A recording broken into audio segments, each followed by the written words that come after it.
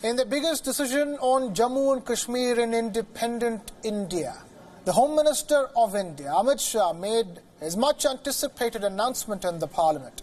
Through a notification issued by the President of India, Article 370, which provides special status to the state of Jammu and Kashmir, and Article 35A, which empowers the legislature of Jammu and Kashmir to define its permanent residence, have been revoked.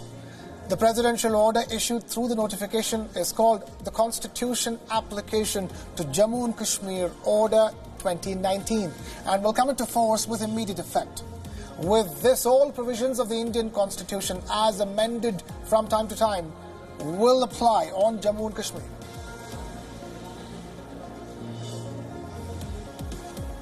अनुच्छेद 373 के अंतर्गत भारत के संविधान के अनुच्छेद 370 के खंड 1 के साथ पठित अनुच्छेद 370 के खंड 3 द्वारा प्रदत्त शक्तियों का प्रयोग करते हुए राष्ट्रपति संसद की सिफारिश पर यह घोषणा करते हैं कि यह दिनांक जिस दिन भारत के राष्ट्रपति द्वारा इस घोषणा पर हस्ताक्षर किए जाएंगे और इसे सरकारी गैजेट में प्रकाशित किया जाएगा, उस दिन से अनुच्छेद 370 के सभी खंड लागू नहीं होंगे, सिवाय खंड 1 के नामक तदनुसार पढ़ा जाएगा.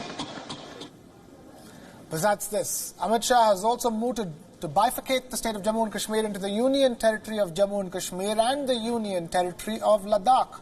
As per the notification, the Union Territory of Jammu and Kashmir will have a legislature, while the Union Territory of Ladakh will be centrally administered.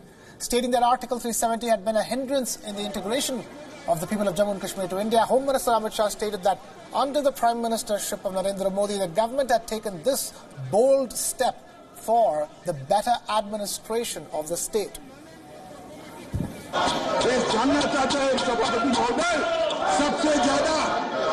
सबसे ज्यादा पैसा कश्मीर के अंदर गया, फिर भी कश्मीर का लोग आज गरीब क्यों है, वो देश जानना चाहता.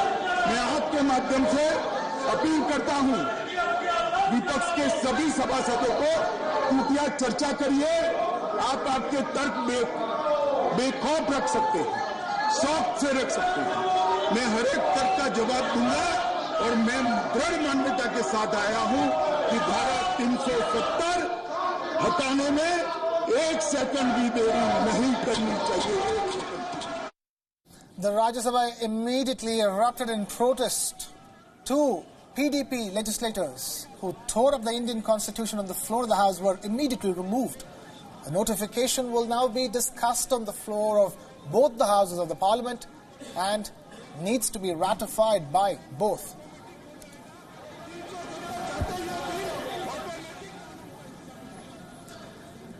Now, after the historic decision by the Indian government to abrogate Articles 370 and 35A, now there are reports coming in of a massive deployment of troops in Kashmir.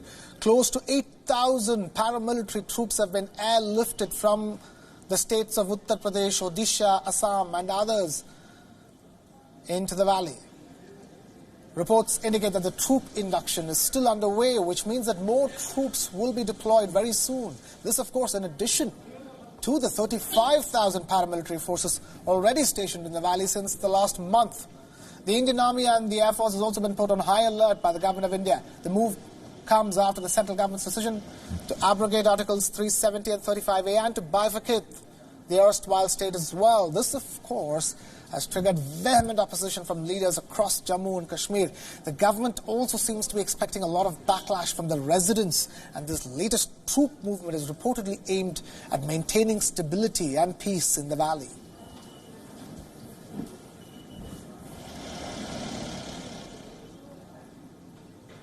And now we have Mr. Bramha Chellaney, Professor of Strategic Studies at Center for Policy Research, joining us live from India's capital, New Delhi.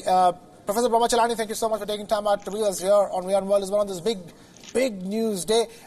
If I were to begin by asking you your initial take, many have expressed that this had to happen at one point of time or the other. Well, I think this is a bold legacy-shaping development. It's really a courageous move on part of Prime Minister Modi and his government. It was well known that the BJP was in favor of abrogation of Article 370. So from one perspective, one could say that this was long in coming. But then one has to underscore the fact that the BJP government in its first term did not have majority support in Rajya Sabha.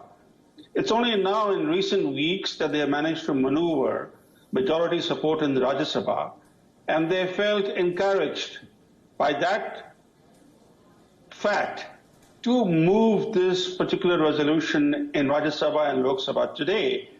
And interestingly, this move of the government on J&K has received support from important opposition groups, including Mayawati's BSP, the Aam Aadmi Party's Arvind Kejriwal.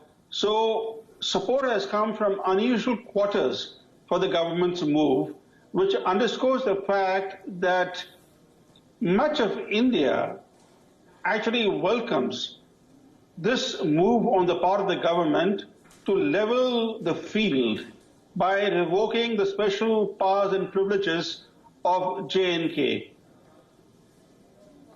Right. I also want to ask you at this stage, even as this notification has come from the government of India, you see the kind of security build-up. We've seen it over the last weeks, and we've seen it especially over the last few days, and now it is being taken up a notch further.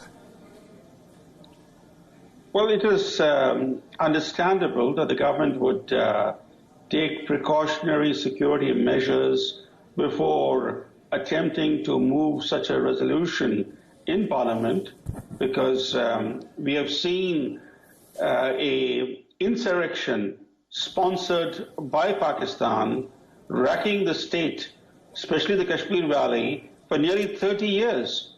This insurrection has gone on since 1990.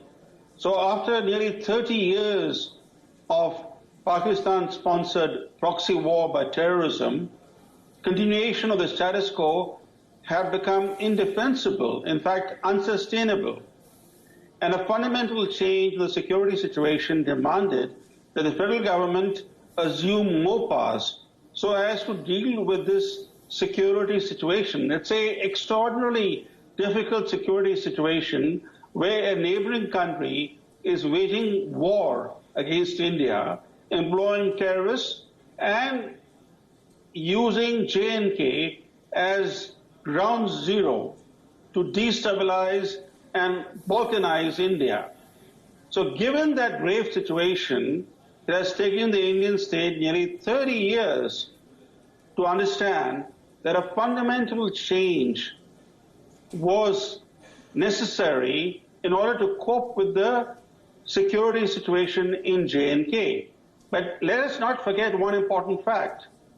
The Kashmir Valley makes up only 15% of the area of the total state of Jammu and Kashmir. Ladakh and Jammu together constitute the bulk of the state of J&K in terms of area. But this Kashmir Valley, this small area, was holding the rest of the state to ransom and actually dominating the finances of the state.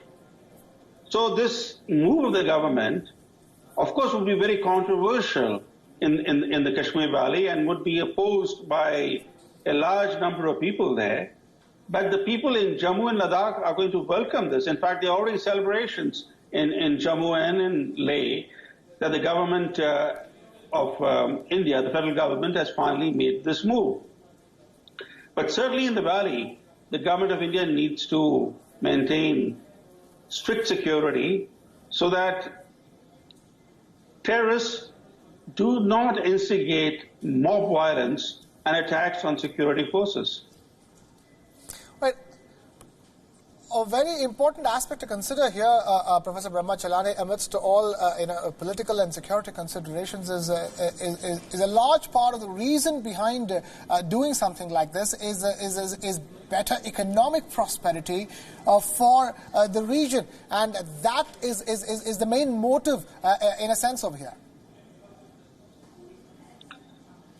Let's put it in another way.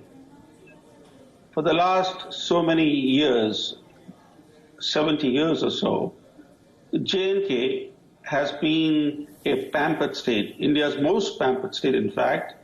In terms of per capita aid, it ranks #1 in India. But much of the aid by the federal government to the state of J&K did not reach the common people in J&K. It only ended up in the pockets of local politicians, enriching them in a very substantial way. And the fact that today's move seeks to undermine the position of local politicians, especially in the Kashmir Valley, is one factor that has led to this kind of an uproar, especially among the political class of the Kashmir Valley. But looking at the bigger scene, the bifurcation of the state of J&K and turning Ladakh into a separate union territory, and then turning the rest of the J&K from a state into a federally administered territory, will give the government of India, that's the central government, greater powers in shaping the economic and political landscape of J&K. So it becomes then incumbent on the central government to make J&K prosperous and peaceful. The responsibility of the central government would increase manifold. The onus would be on the federal government henceforth. Once this notification, this resolution is passed by Parliament, the onus then will be on the federal government to ensure that J&K is peaceful, that it prospers, that there is no discrimination between the different regions within the territory, federal territory of J&K. So the responsibility of the government of India would increase a lot subsequent to parliamentary ratification of this move. Right, and from there on, Professor Bramha Chellaney, what is the possibility is this decision being challenged at the Supreme Court of India? Well, ultimately this matter will end up in the Supreme Court. As many matters do, the Supreme Court is the constitutional court of India, and therefore a significant constitutional move like this will inevitably end up in the Supreme Court. But I don't think the Supreme Court is going to annul this parliamentary ratified move. I'm assuming that will be ratified by Parliament, given the fact that a number of opposition parties are supporting the government's resolution.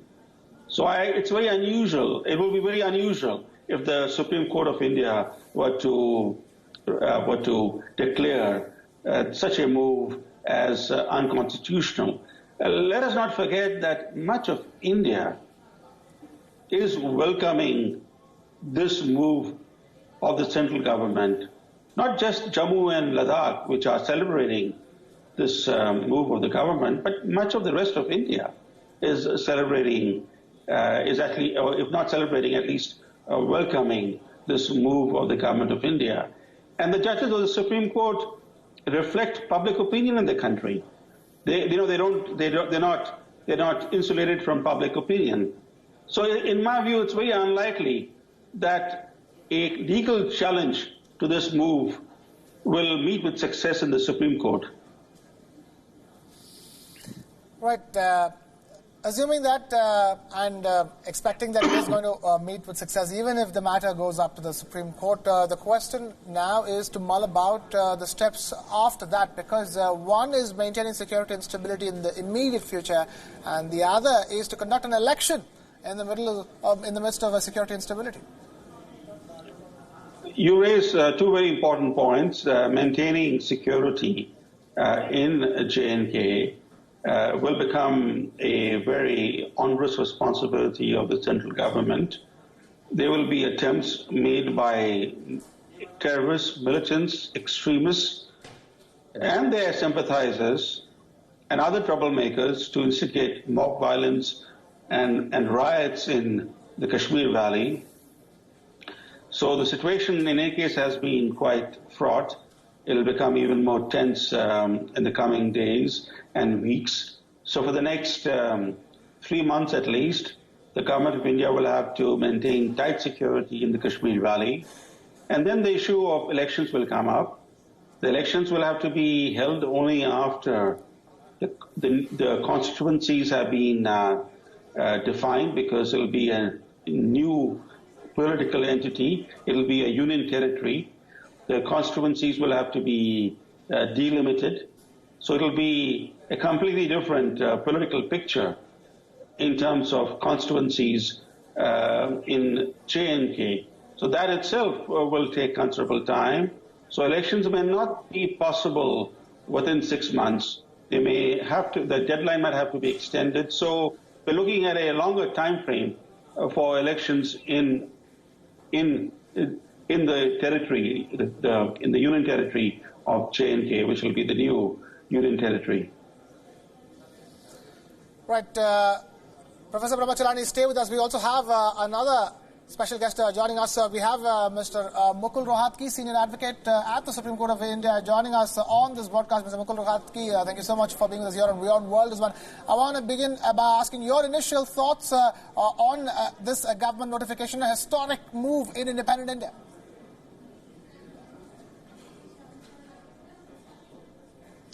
Look, the notification has been issued under Article 370 of the Constitution.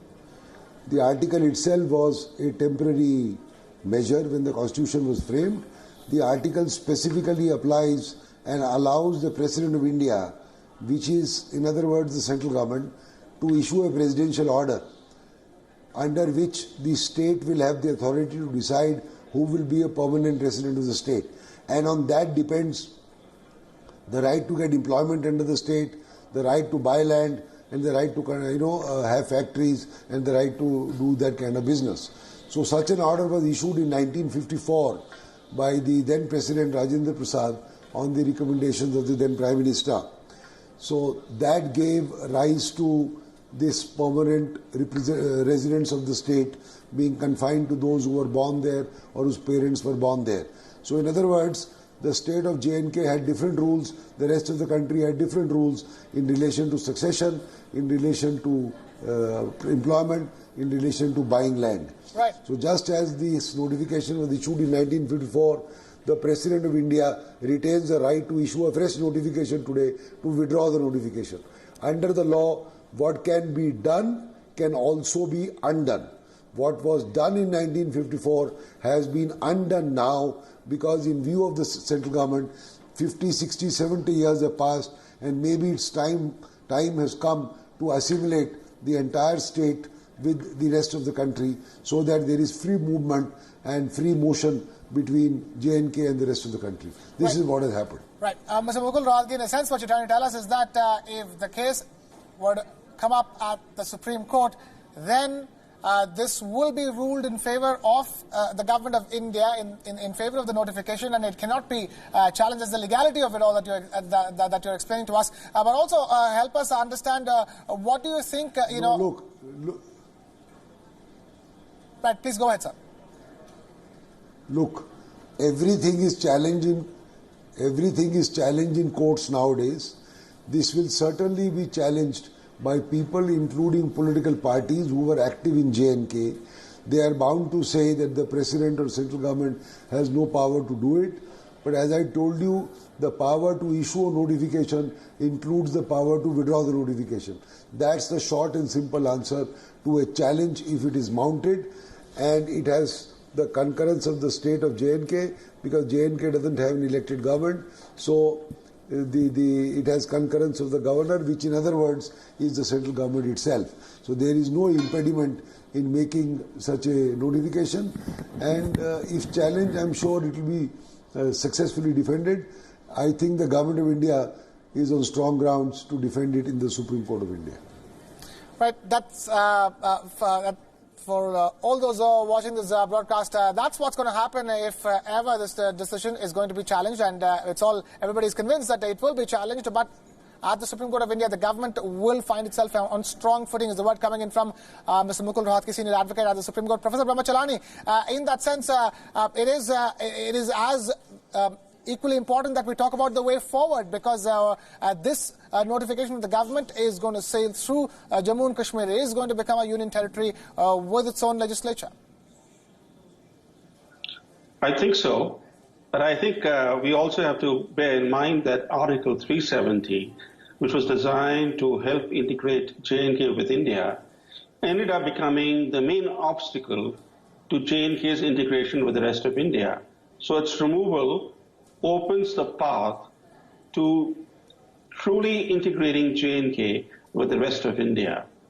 And therefore the onus on the central government would lie squarely to ensure that the integration of J&K with the rest of India proceeds rapidly once this notification receives Parliament's approval. Right. The present status quo had become untenable. And I think from a security standpoint, from a political standpoint, and from the unity of the nation's standpoint, the status quo had become simply indefensible and unsustainable. Right. Mr. Mukul Rohtagi, that's essentially the point, isn't it? That's the point that the lawyers would make at the Supreme Court of India. The situation, the status quo has become untenable.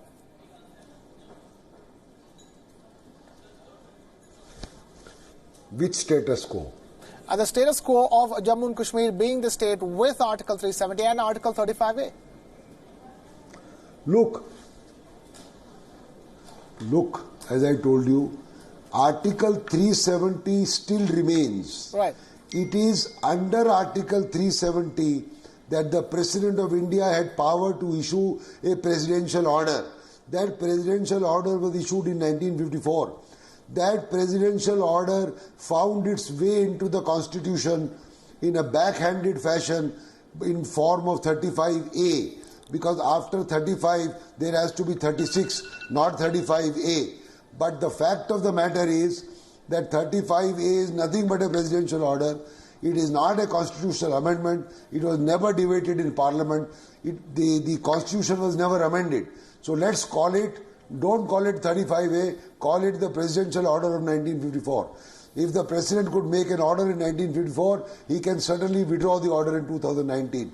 So therefore, the status quo which was existing prior to 1954 will come back.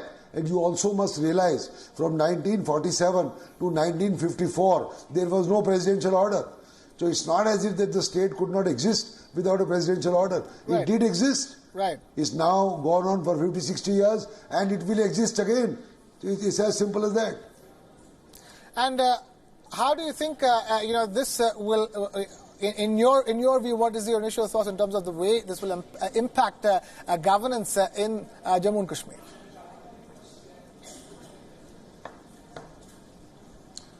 Look, as far as I see, Jammu and Kashmir has been a troubled state for the last 70 years because of some internal problems which are fomented by our hostile neighbors.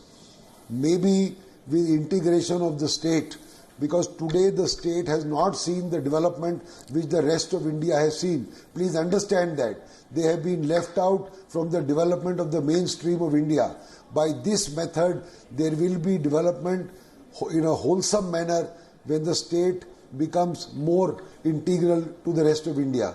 That the state and the people who live in the state will also have and meet their aspirations. So ultimately it will be for the good. If the whole country moves forward, why should one part not move forward? And therefore, in my view, it will augur good tidings for J&K, good tidings for the rest of India, and I hope the situation of violence, the situation of uncertainty will come down and we will all go together hand in hand. That's the view I have, and maybe that's the view of the government itself.